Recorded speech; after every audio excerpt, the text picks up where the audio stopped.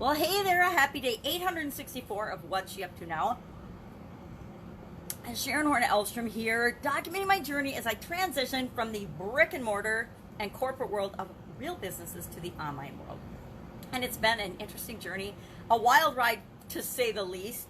And obviously I'm not done yet because I'm still showing up and talking to you and sharing what's worked, what hasn't worked, what's made me absolutely insane and crazy, and things that have delighted and surprised me that I never thought were even possible. So today I'm calling this Have a Heart. Why have a heart? Well, because today's idiom in Supersize Your Business was heart's in the right place. And there's been a lot of it. It's probably just the beginning, but there's been a lot of stuff going on for a long time now. It seems to like exponentially grow during an election year, which I don't quite, I get it, but it breaks my heart because I don't understand how people that are in, even in my family, in families that love one another, can fight over something as crazy as politics. Yet we do. I even get sucked into it sometimes. And then I kick myself. I literally kick or hit myself because I'm like, dumb, stay out of it. And I think that's part of the manipulation and the nonsense that's going on with it, is to get people, good people, which the vast majority of the planet is, right? Especially the vast majority of Americans are awesome people. But I think that there's this underlying current to get us to fight amongst ourselves so that we don't really see what's going on. So we don't really pay attention to what is going on, and that there is truly some nonsense going on that's trying to manipulate us. And if they get us fighting against ourselves and not agreeing and not treating one another like with respect and dignity, then it takes away from what is actually being manipulated. And we need to just step back, think for ourselves, and really realize and understand what we believe and where we're coming from and why we have our strong beliefs about certain things, and realize that, guess what? Everyone gets to have their own opinion.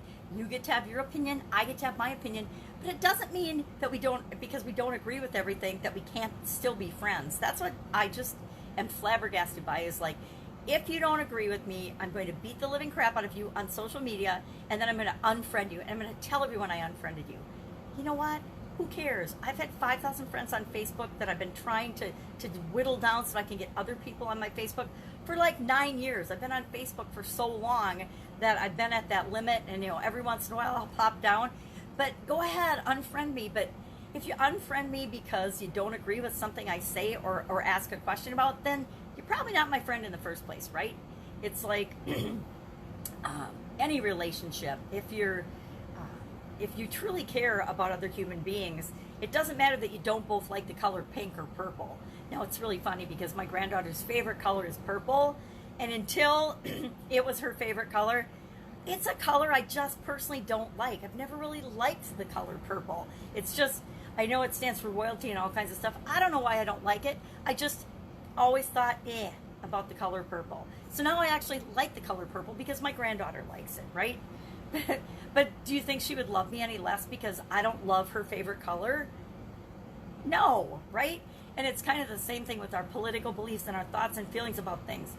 The truth is, most of us have no frickin' idea about what really is going on or what really happens. We hear the headlines, we see the headlines, and we forget that all of that is created and manufactured for our attention, to get our attention, to get us riled up, to get us feeling emotional, to get us to fight with one another. And it's done not for our benefit, not for the benefit of the American people, not for the benefit of any people. It's done for the benefit of who's ever presenting that headline. Because we can say the media, but for each and every one of us to pass around a headline, and I do that too sometimes. I'm like, I share stuff, and I'm like, and then I think about, man, should I have shared that? Because is it even 100% true? I don't really know, because I'm not going to spend the time and energy, as are hardly anybody else on the planet that's sharing headlines and things like that, to investigate and really find out and dig in to find out what the facts are. And unless we're investigative reporters, unless we're investigative journalists, unless we are, private investigators, chances are we're not going to have the skills and the abilities to get down to finding out what's really going on anyway. Especially when it comes to the interpretation of someone else's social media post. I don't know why people share things. I don't know why people put things on there, but I'm going to assume that everybody's heart's in the right place, that they're doing it not to make the world a worse place, not to hurt our country, but to make a statement about what they believe in, to share something that usually they're shocked and awed by, right? And to get the attention of other people. And that might be because your heart's in the right place, because you truly believe a certain thing or another. I don't care. Believe what you want. I'm going to believe what I want. Not going to argue with you or anybody else about any of it. When it comes to politics and religion, I've always had a really strict policy, at least in my work world, that it just doesn't belong in it. I remember in my Italian food business, we ran a manufacturing line. And so people are close together and talking.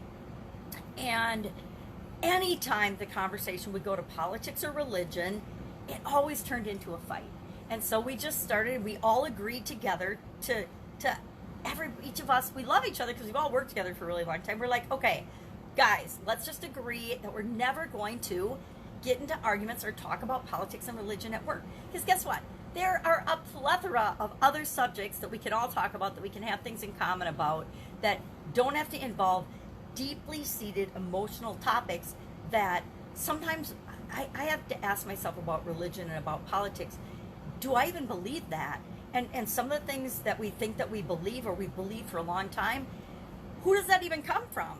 You know, a lot of times our political beliefs and our religious beliefs come from our upbringing, how we were indoctrinated into a religion or into a political belief system. Or, you know, we get it from school, we get it from our teachers, we get it from our parents, we get it from our friends, we get it from the people we interact with. But sometimes we don't even believe it. We've just started thinking the way everybody around us thinks, and we don't even stop and step back and say, well, who does that belong to? Where did I get that idea? Where did I get that belief? And it isn't just about our political beliefs. The biggest, most common area of misbelief and misinterpretation is about ourselves, because we've collected all of these opinions from other people about how they see us, and that's definitely not how we see ourselves from the inside out. And sometimes we have to step back and say, okay, that person just called me a bitch, but they don't even know me. How do they know if I'm a bitch or not? Now, sometimes I can be a bitch just like anybody else, right? But a person that just saw me and makes a snap judgment, that's never met me or never talked to me before, they have no right to judge that, right? Because they have no idea. They don't know me. They don't know my intent. So we need to remember that sometimes the things that we believe, we don't even really believe. We just have got such a vested interest in thinking that we believe that we'll fight for that position without stopping and asking, well, Jesus, do I even believe that? Is that right for me? Is that right for me right now? Maybe I believed something when I was in my 20s or 30s that I think is absolute and complete nonsense now. Guess what? I got a lot of beliefs like that. I have a lot of beliefs about things and about money and about myself and about everything that's different now than it was when I was younger.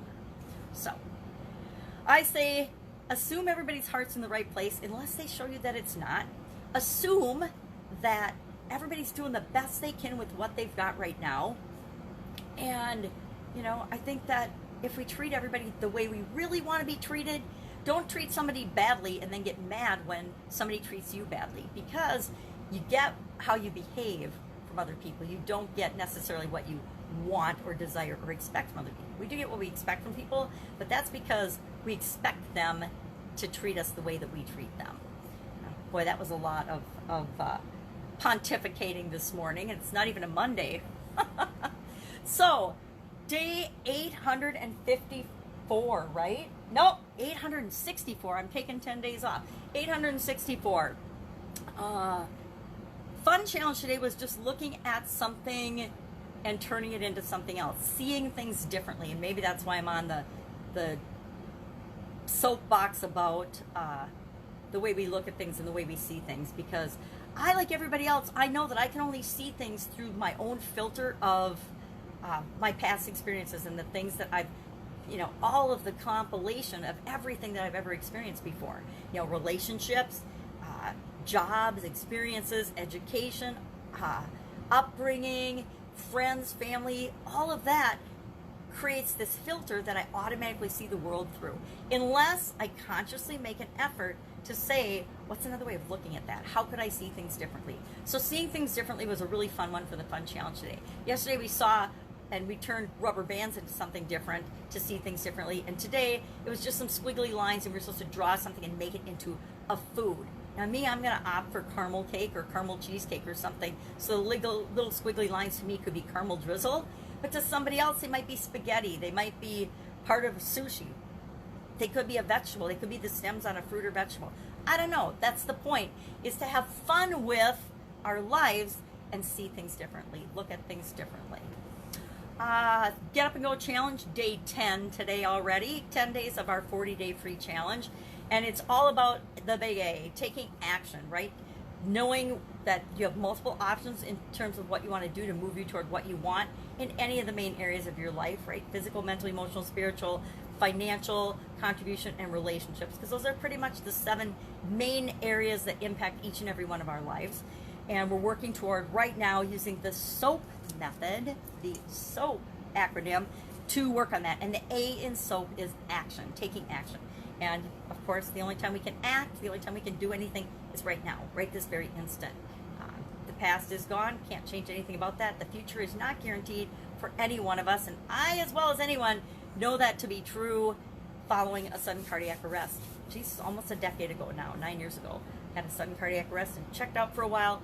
Lucky for me, I'm still here, but it really reinforced for me the importance of taking action now and not putting things off. Do I still procrastinate? Sure.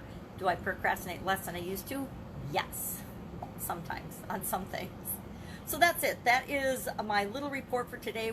Actually working with a branding group and a mastermind and accountability group to actually focus on my own one thing and on branding for that. And I thought green was going to be a good color, but not this green. I had turquoisey nails last week and now green. And I don't know why, but for me, colors are one of the hardest things to pick for each and every one of the businesses I've ever had and the things that I've done. Colors are a really hard thing for me to pick, because what a color means to me is different than what a color means to anybody else. And I'm trying to pick colors that I know will mean the same thing to the group that I'm attracting and working with on this particular project as they do to me. So green is a good color because go, right? Get up and go is green. Green is for go. So green is going to be one of the colors, some shade of green. And I'm trying to think of, okay, what's another color or another couple of colors? And I like red, but to me, stop and go, Christmas, red and green. I don't think red's the right color, but I'm working on it. Maybe orange. I love orange when they're so bright and bursty and sunny, or yellow. I don't know. So I'll pick one and we'll get moving forward. But then I don't want Packer colors, right? I'm in Wisconsin, but who else cares about green and yellow or green and gold than Minnesota Packers? Minnesota Vikings are purple and gold. Green Bay Packers, of course, are gold and green. So that's my big dilemma today. Work on colors, work on branding values, work on branding, da-da-da-da-da. Because as much as I resist doing what everybody else does, I want to pick and choose and do the things that are successful and make sense for me and my online business.